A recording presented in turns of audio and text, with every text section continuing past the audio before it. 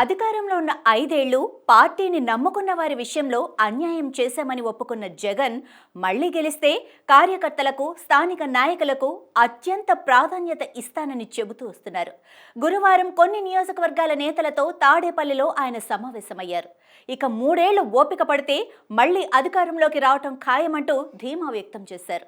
ఈ సందర్భంగా మాజీ సీఎం అనేక ఆసక్తికరమైన కామెంట్స్ చేశారు. ఆ వివరాలు ఇప్పుడు చూద్దాం. చాలా రోజుల తర్వాత జగన్ మాటలు విన్న వాళ్లంతా ఫిదా అయిపోయారు. ఇన్నాళ్లు తమ నాయకుణ్ణి కలవలేకపోయామన్న నిరాశ క్షణాల్లో ఎగిరిపోయింది. ఈ రోజు తాడేపల్లిలో వైఎస్ఆర్సీపీకి చెందిన స్థానిక సంస్థల ప్రజా ప్రతినిధులతో మాజీ ముఖ్యమంత్రి, పార్టీ అధ్యక్షుడు శ్రీ వైఎస్ జగన్మోహన్ రెడ్డి సమావేశమయ్యారు. అన్నమయ్య జిల్లా రాజంపేట మున్సిపాలిటీ, చిత్తూరు జిల్లా కుప్పం నియోజకవర్గం, రామకుప్పం మండలం, శ్రీ సత్యసాయి జిల్లా మడకశిర మున్సిపాలిటీ, పెనుకొండ నియోజకవర్గం, రొద్దం మండలం వైఎస్ఆర్సీపీ స్థానిక సంస్థల ప్రజా ప్రతినిధులతో జగన్ మాట్లాడారు. ఈ సమావేశంలో మాట్లాడుతూ రాష్ట్రంలో విలువలు, విశ్వసనీయత లేని రాజకీయాలు చేస్తున్నారన్నారు. ఈ పరిస్థితుల మధ్య తులసి మొక్కల్లా తెగువ చూపించి విలువలతో కూడిన రాజకీయాలకు అద్దం చెప్పి నిలబడిన అందరికీ నమస్కారాలు అంటూ కృతజ్ఞతలు తెలిపారు. రామకుప్పం, రొద్దం, మడకశిర, రాజంపేట్లలో స్థానిక సంస్థల ఎన్నికల్లో చంద్రబాబు అనైతిక చర్యలకు పాల్పడ్డారని ఆయన ఆరోపించారు. ఏ నాయకుడైనా ఆదర్శంగా ఉండాలని, తమ పార్టీకి చెందిన ఎంపీటీసీలు, జెడ్పీటీసీలు, కౌన్సిలర్లు విలువలు, విశ్వసనీయతతో పనిచేస్తున్నారని కొనియాడారు. చంద్రబాబు సిగ్గుపడి తలదించుకునేలా మనవాళ్లు రాజకీయాల్లో ఉన్నారు అన్నారు. వైసీపీ అధికారంలో ఉన్నప్పుడు కోవిడ్ వచ్చిందని, ఆ తర్వాత 2 ఏళ్లకు స్థానిక ఎన్నికలు జరిగాయన్న జగన్, చిత్తశుద్ధితో పనిచేశాం కాబట్టే స్థానిక ఎన్నికల్లో గొప్ప ఫలితాలను సాధించామని గుర్తు చేశారు. కోవిడ్ వల్ల రాష్ట్రంలో ఎప్పుడూ చూడని పరిస్థితులు, ఆదాయాలు తగ్గాయి, ఖర్చులు పెరిగాయి. కానీ ఏనాడు సాకు చూపలేదు, ఎగరగొట్టే పని చేయలేదు, మాట తప్పలేదు. చిక్కటి చిరునవ్వుతో ఉన్నాం. మేనిఫెస్టోలో చెప్పిన ప్రతి మాటకు కట్టుబడ్డాం. పథకాలు అమలు చేశాం, బటన్లు నొక్కాం. మాట తప్పకుండా పనిచేశాం కాబట్టే అన్ని మున్సిపాలిటీలు, కార్పొరేషన్లు గెలిచాం అన్నారు జగన్. కేవలం వైఎస్ఆర్సీపీని ప్రేమించినందుకు, పార్టీని అభిమానించినందుకు కార్యకర్తలు పడుతున్న బాధను తాను చూశానని, అందుకే జగన్ 2.0లో కార్యకర్తలకు అత్యంత ప్రాధాన్యత ఇస్తానని మరోసారి చెప్పారు. కార్యకర్తల్ని ఇబ్బంది పెడుతున్న పోలీస్ అధికారుల పేర్లు రాసుకోండి, అధికారంలోకి వచ్చాక వారిని చట్టం ముందు నిలబెడదాం అంటూ హామీ ఇచ్చారు. వారు ఈ రోజు ఏదైతే విత్తనం వేస్తున్నారో రేపు అదే పెరుగుతుందని, ఈ రోజు దౌర్జన్యాలు చేస్తున్న అధికారులు, పోలీసులు ఆ రోజు ఎక్కడున్నా, రిటైర్ అయిపోయినా, సప్త సముద్రాల అవతల ఉన్నా వదిలిపెట్టే ప్రసక్తే ఉండదని హెచ్చరించారు. ఎవరైతే మిమ్మల్ని ఇబ్బందులు పెట్టారో అందరి పేర్లు నోట్ చేసుకోండి. నేను చెప్తా ఉన్నా, మీరు నోట్ చేసుకోండి. ఒక్కొక్కడిని మాత్రం యూనిఫామ్కున్న వాల్యూ ఏమిటి అనేది వాళ్ళకి అర్థం కావాలి.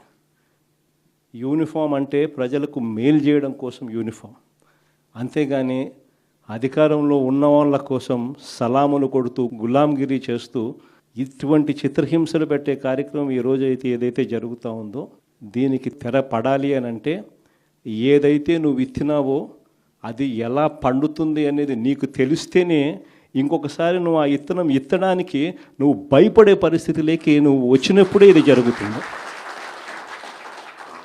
కాబట్టి ఈసారి మాత్రం ఖచ్చితంగా మెసేజ్ ఖచ్చితంగా పోతుంది.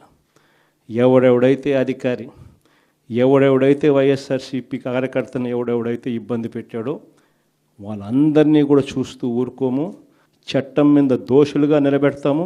ఒకవేళ వాళ్ళు రిటైర్ అయిపోయి వెళ్ళిపోయినా, లేకపోతే వాళ్ళు దేశం విడిచిపెట్టిపోయి ఉన్నా కూడా ఎవరిని వదిలిపెట్టం.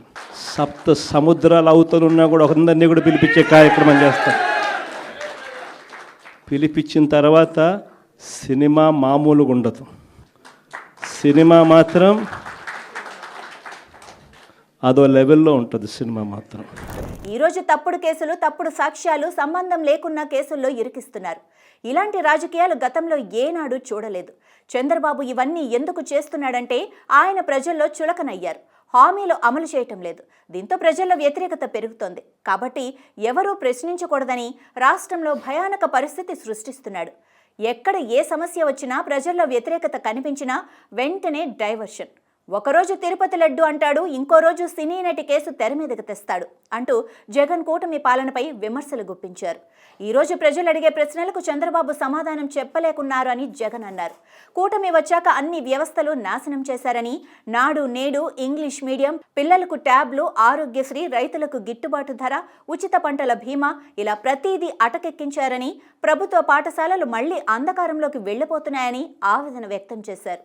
రాష్ట్రంలో అన్ని చోట్ల అవినీతి విచ్చలవిడిగా రాజ్యమేలుతోందన్నారు. చూస్తుండగానే ఏడాది గడిచిపోయిందని, కళ్ళు మూసి తెరిచేలోగా 3 ఏళ్లు గడిచిపోతాయని స్థానిక నాయకులకు చెప్పిన జగన్ 3 ఏళ్లు ఇలాగే పోరాడితే ఆ తర్వాత వచ్చేది ఖచ్చితంగా మన ప్రభుత్వమే అంటూ భరోసా ఇచ్చారు.